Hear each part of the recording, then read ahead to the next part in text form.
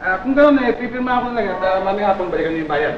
Naku, Mr. Valencia, may pitong order sa amin na hindi pwedeng iwan ito. Kailangan namin kasi. Magkano ba itong TV nito? Mura lang naman po, 1,500 lang.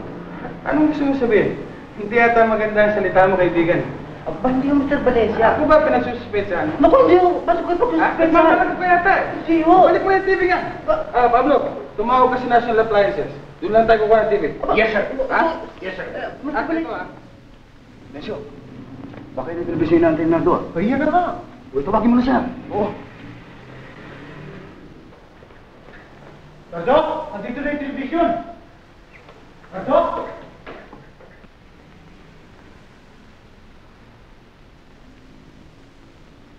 Kasi yung air conditioner, di ba ba dumarating? At saka yung kurtina dapat nakuha na may kabit na.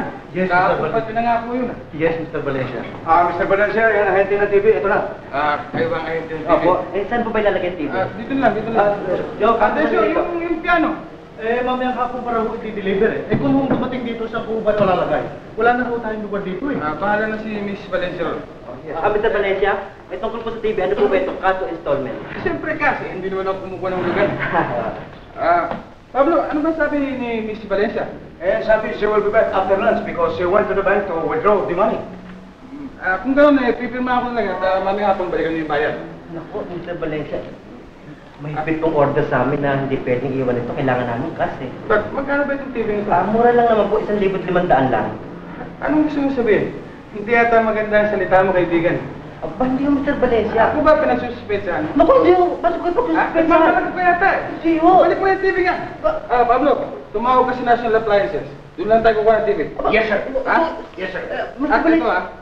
huwag ka na malaki sa akin at sabihin mo doon sa manager mo na sayang na lang pagtitiwala niya sa akin. Hindi mo yata ako kilala eh.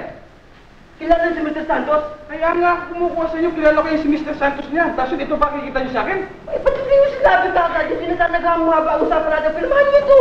Iiwan yung TV, gano'n, sinabi. Hindi sinabi kagad, kilala ko niya. Atensyo, yung refrigerator, hindi pa ba dumarating? On the way na raw po, na traffic lang. At saka yung mga kurtina, huwag mong kalilimutan yun, ha? Yes, sir. Mr. Santos, Mr. Valencia, ang papaalam niyo ako. Sige. At sabihin mo tuloy kay Mr. Santos na kinakamusta ko siya. Makakarating ko, makakarating. Sige.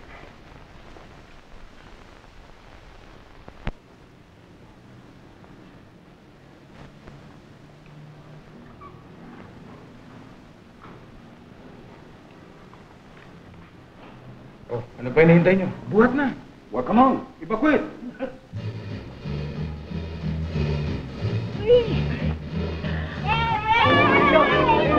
Para sa banyo! Pwede mo na ilagay!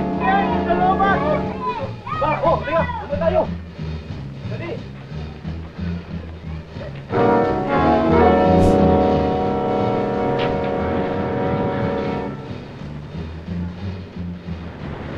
Magandang araw ho. Magandang araw po naman. Si Miss Valencia. Sino ang Miss Valencia?